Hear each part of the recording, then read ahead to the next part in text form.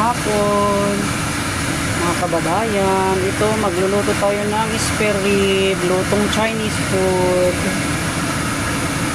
Para sa ating dinner mamaya, lutuin ko na guys kasi matagal po ito, 1 oras. Para ipainit ko na lang mamayang gabi pagkakain kami. Ngayon, uminit na yung mantika. Ilagay na natin ang spare rib. Ano natin hanggang sa mag-brown. Pag nag-brown na guys, lagyan natin ng Chinese wine. Ipapakita ko kung ano yung inilagay ko na Chinese wine. Ito ang lalagay natin guys. Bali, 2 kutsara ang ilagay.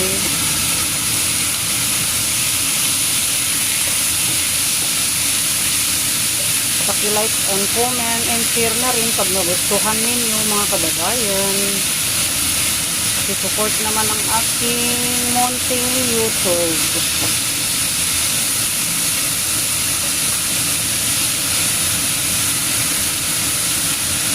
At ngayon guys ay nag-brown na yung ating spare rib. Lagyan na natin ng pampalasa.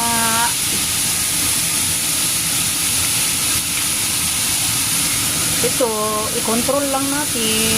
Pag konti lang ang ating lulutuin, konti na rin ang lagay. Ayan guys. Ayan, bali 2 kutsara po yun.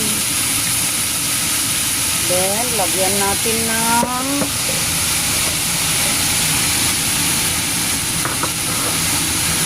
ito ang ating ilalagay. Red bean curd po ito. Bali, lagyan ko siya ng 2 kutsara.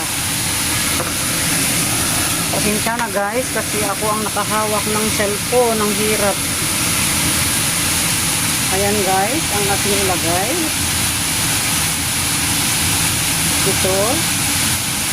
Yung lagyan natin ng sauce. Ayan guys. Then, lagyan natin ng soya beans. Ito naman ang aking ilagay, soya beans, 2 kutsara rin.